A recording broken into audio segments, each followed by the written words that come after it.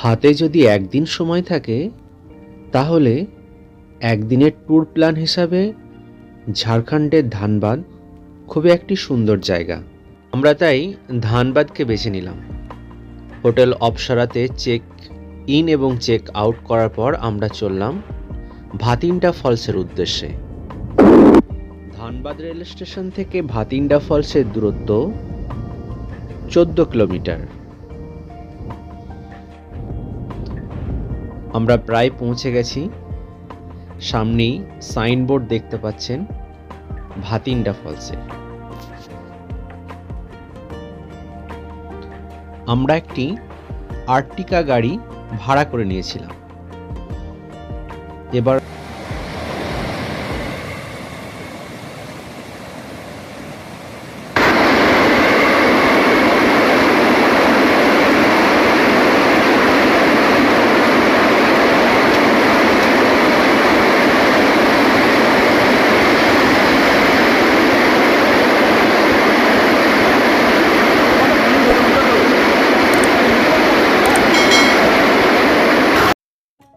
ভাতিন্ডা জলপ্রপাত ঝাড়খণ্ডের ধানবাদে অবস্থিত। ধানবাদ রেল স্টেশন থেকে প্রায় 14 কিলোমিটার দূরে এই জলপ্রপাতটি কাটরি নদীর জলপথে অবস্থিত। আর কাটরি নদী হলো দামোদরের উপনদী। আমরা এখানে আসার পর পার্কিং চার্জ নিয়েছিল 50 টাকা। তারপরে আমরা ঘুরতে শুরু করি।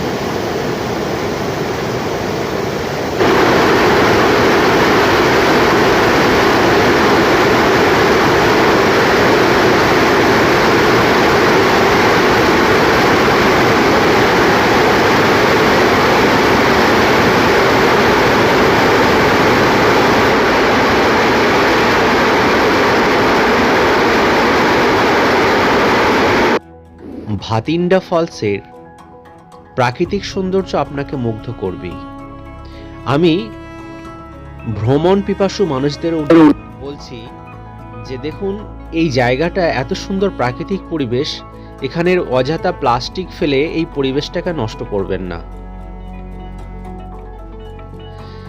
এবার ভাতিন্ডা ফলস দেখার পর আমরা ফিরে যাচ্ছি আমাদের অন্য গন্তব্যস্থল তোপচাচি লেকের উদ্দেশ্যে।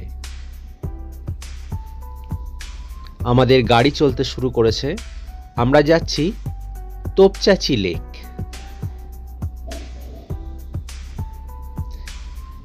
খুব সুন্দর রাস্তা এবং রাস্তার দুই দিকে পাহাড়ে ঘেরা আমরা দেখতে পাবো। আমরা পৌঁছে গেছি তোপচাচি লেক।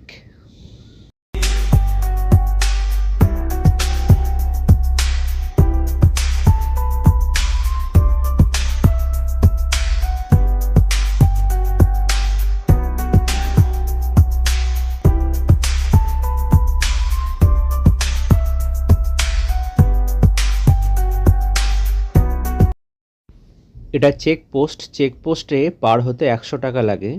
তবে ড্রাইভার যদি 50 টাকা হাতে ধরিয়ে দেয় আর স্লিপ যদি না নিই তাতেই হয়ে যায়।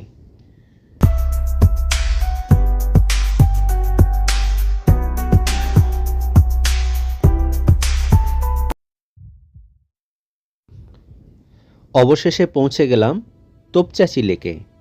তোপচাচি লেক একটি অন্যতম টুরিস্ট স্পট ঝাড়খণ্ড রাজ্যের ধানবাদ জেলায়। ইহা ন্যাশনাল হাইওয়ে 2 অর্থাৎ 2 নম্বর ন্যাশনাল হাইওয়ের পাশেই অবস্থিত। ধানবাদ রেল স্টেশন থেকে 37 কিলোমিটার দূরে। এর wild life sanctuary 8.75 square kilometre জুড়ে।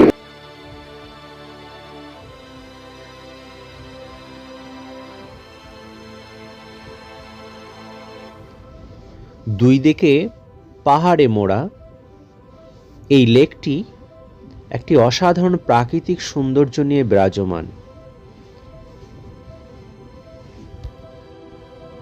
1924 খ্রিস্টাব্দে ব্রিটিশরা পরেশনাথ পাহাড়ের নিচ দিয়ে প্রবাহিত 10টি স্রোতকে ট্যাপ করে তোপচাচি লেক প্রতিষ্ঠা করেছিলেন।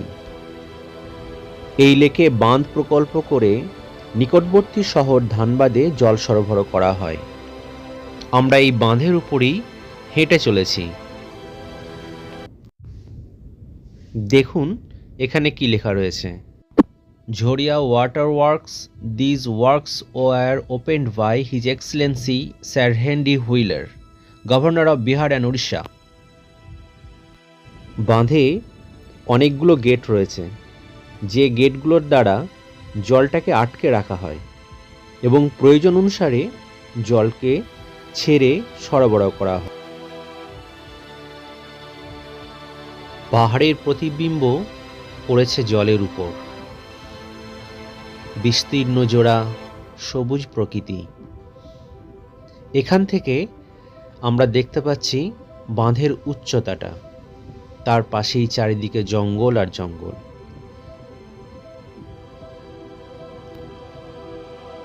অনেক দূরে দৃষ্টিগোচর হচ্ছে পাহাড়, সত্যি এক অসাধারণ সুন্দর।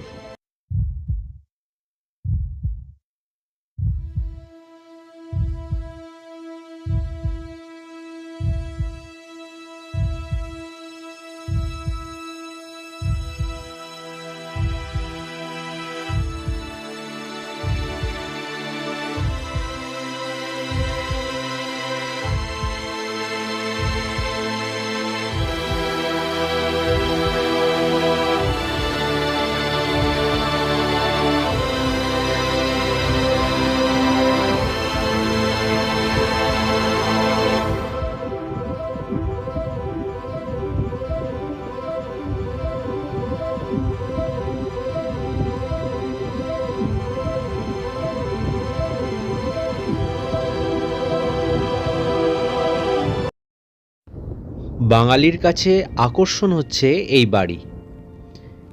প্রত্যেকটা বাঙালির আবেগের সঙ্গে জড়িয়ে এই বাড়ি, কারণ এ বাড়ির মালিক ছিলেন একসময় মহানায়ক উত্তম কুমার। সাধারণত বাঙালিরা জানেন এটা উত্তম কুমারের বাড়ি, কিন্তু এটা ব্রিটিশরা তৈরি করেছিলেন।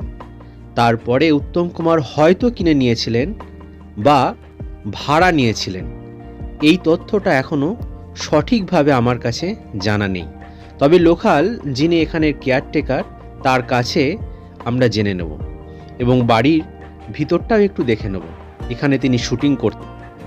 উত্তম কুমারের অগ্নি পরীক্ষা, নতুন তীর্থ, এই দুটো সিনেমারই শুটিং হয়েছিল এই বাড়িতে।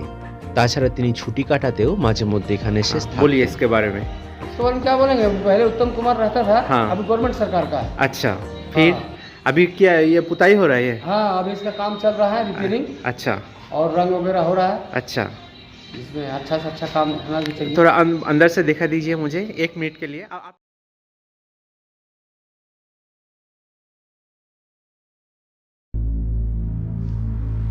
আমরা ঘরের ভিতরে চলে এসেছি।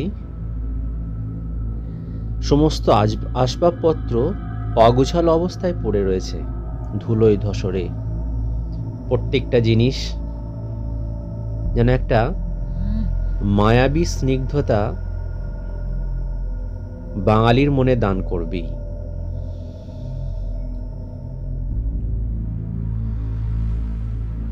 একা ঘরের ভিতরে প্রবেশ করছি, কেমন গাটা ছমছম করে উঠছে। অন্ধকার, আমি মোবাইলের ফ্ল্যাশ লাইট জেলে এগুলো আপনাদেরকে দেখাচ্ছি।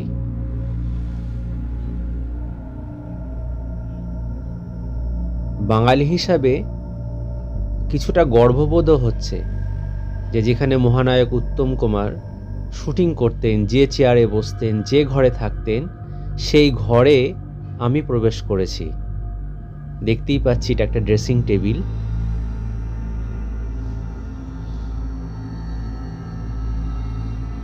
তারপর আমি অপর একটা ঘরে প্রবেশ করলাম। এখানে টোটাল 4টি ঘর আছে। ঘরের ভিতর দিয়ে দরজা, মাঝখানটা ঘরের মতো, যেটাকে আমরা সাধারণত ডাইনিং রুম বলে থাকি, ওই ধরনের।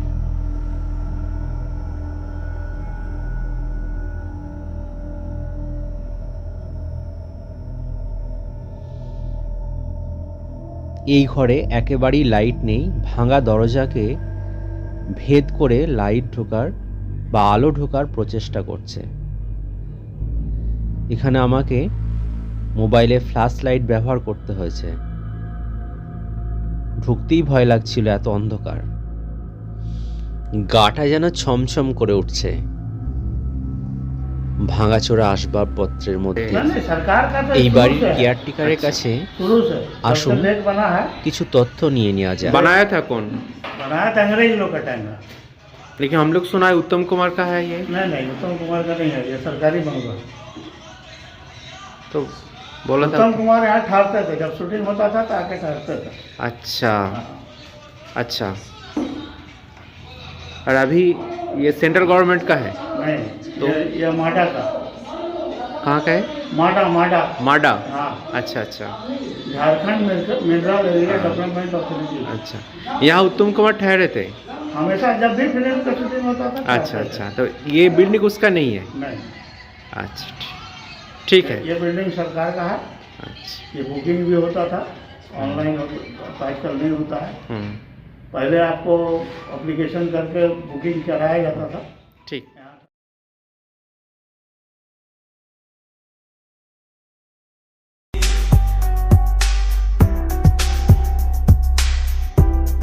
এবার আমাদের গন্তব্যস্থল উশ্রী ফলস অর্থাৎ উশ্রী জলপ্রপাত, ধানবাদ স্টেশন থেকে 55 কিলোমিটার দূরে অবস্থিত। আমরা রাস্তায় রয়েছি, খুব সুন্দর রাস্তা, সুবিন্যস্ত রাস্তা এবং প্রাকৃতিক পরিবেশও খুব সুন্দর। দূরে পাহাড় এবং চারিদিকে সবুজে ঘেরা। এই জলপ্রপাতের কথা বলতে গেলেই রবীন্দ্রনাথ ঠাকুরের সহজ পাঠের কথা খুব মনে পড়ে যায়।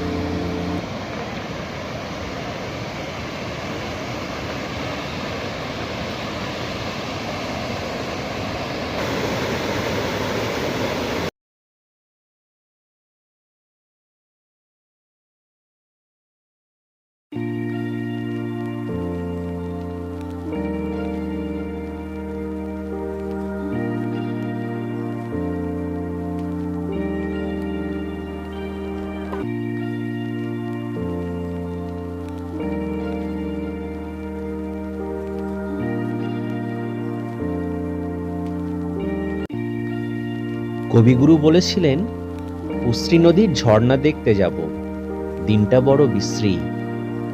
শুনছো বজ্রের শব্দ? শ্রাবণ মাসের বাদলা, উশ্রীতে বান নেমেছে, জলের স্রোত বড় দুরন্ত। এই জলপ্রপাত ভারতের ঝাড়খণ্ড রাজ্যের গিরিডি জেলায় অবস্থিত। এটি একটি জনপ্রিয় পর্যটন ও পিকনিক স্পট। এর জলপথ হল উশ্রী নদী, আর উশ্রী নদী হল বরাকর নদীর উপনদী। এবার বাড়ি ফেরার পালা। আমরা সারাদিন ঘুরে পৌঁছে গেলাম ধানবাদ রেলওয়ে স্টেশনে। আমাদের 4:20 ব্ল্যাক ডায়মন্ডের সময়। আমাদের টিকিট আগে থেকেই কাটা ছিল, রিজার্ভেশন। সেই রিজার্ভেশন করে আমরা ঘরে ফিরব। যদি ট্যুর প্ল্যানিং একদিনের হয় তাহলে সব থেকে ভালো হচ্ছে আগের দিন এসে যে কোনো একটা হোটেল নিয়ে সেখানে নাইট স্টে করে যাওয়া, তারপরে সকাল সকাল উঠে অর্থাৎ পরের দিন সকাল সকাল উঠে সমস্ত জায়গাগুলোকে ঘুরে নিয়ে আবার যথারীতি সময় ট্রেন ধরে ঘরে ফেরা। আমরা গিয়েছিলাম বর্ধমান থেকে এবং বর্ধমানই আমরা ফিরব। আসার সময় আমাদের ট্রেন ছিল শক্তিপুঞ্জ এক্সপ্রেস এবং বাড়ি ফেরার ট্রেন হচ্ছে ব্ল্যাক ডায়মন্ড। এতক্ষণ সঙ্গে থাকার জন্য ধন্যবাদ।